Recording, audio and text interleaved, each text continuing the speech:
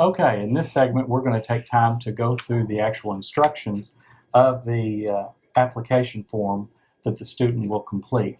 Now, these instructions are listed in detail in the membership handbook, but we're going to take an opportunity to go through them in case we're able to go through anything that you might have had a question about. One of the things that's important to do to start out with is at the bottom of the first page, it lists a checklist to confirm the PTA is in good standing. If you're working with a council or your school district, talk to your council leaders so that they can complete this information.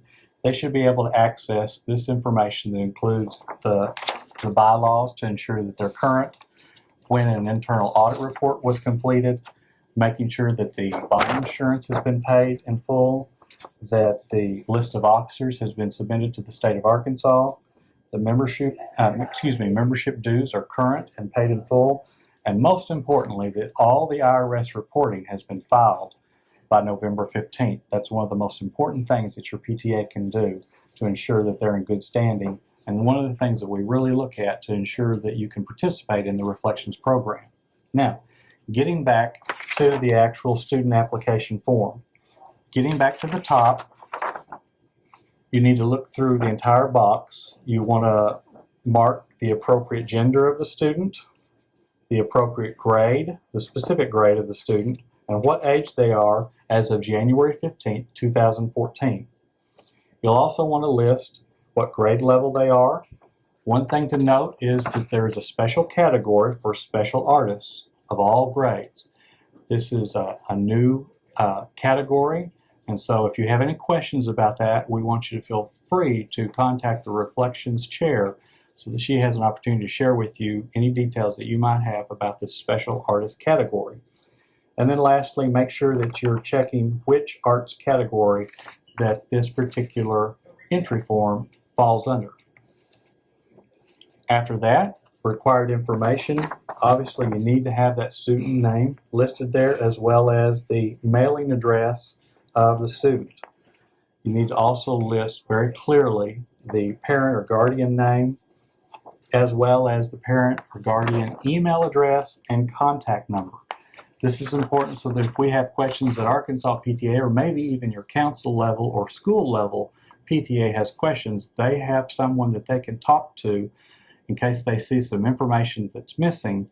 They have a number that they can use to reach you. Or if they need to sign a release form that they forgot to put in. One of those things that she's pointing out is there might be an overlooked release form that we're trying to follow up, especially if we find that we're ready to take this submission on to the next national level. Now, the next box is, after that, you'll see that there is an actual signature line that the student needs to sign as well as the parent or guardian needs to sign. This is just a type of release form that will allow us to participate in the Reflections program. It's very important that these items are signed. Now, under the local PTA information, this is where you'll list the actual PTA that's making the submission, as well as the Reflections contact person and their information so that we can talk to them in case we have a question from Arkansas PTA. We can talk to them first before we may need to talk to the student or the parent or guardian. Also, a lot of times we like to list the local PTA president, especially if it comes time to making announcements of who our Reflections winners are at the state level. A lot of time the PTA president wants to be informed, and so the only way we can be sure that we have that person's name is if you list it on the entry form itself. So let's take a look now at the back page, because the back page is just as important. If you'll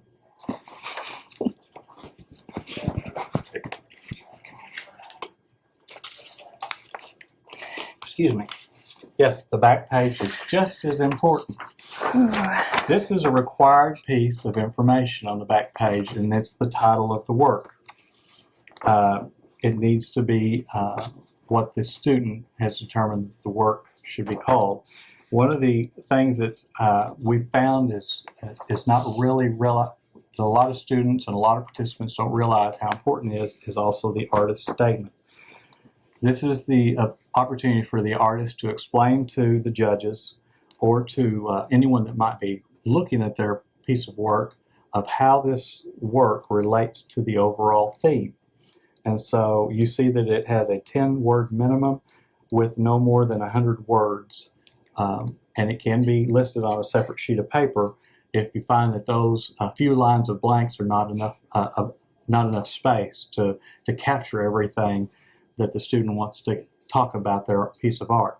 One of the things that we've noticed over the years that sometimes this artist statement is so well done that we almost wish that their artist statement could have been turned in separately as a piece of literature. And so Reflections Chair and state leaders out there, if you see an artist statement that just seems to be so well done, encourage that student to take that artist statement and turn it into a piece of literature as a separate entry.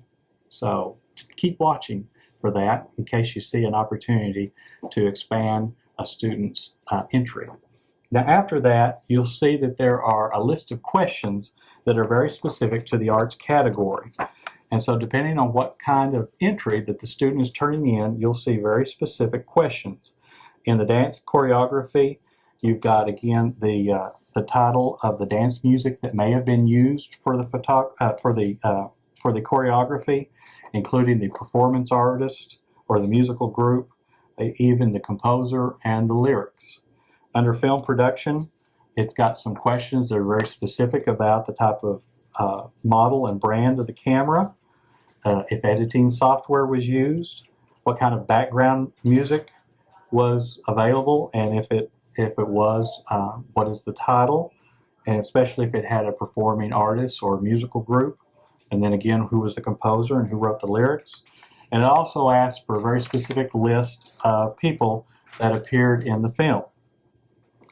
Under music composition, it's listed there, are there any singers? And if so, how many were there and what are their names? And we want to encourage you to list them here. And if you also are using specific instruments, to list them here.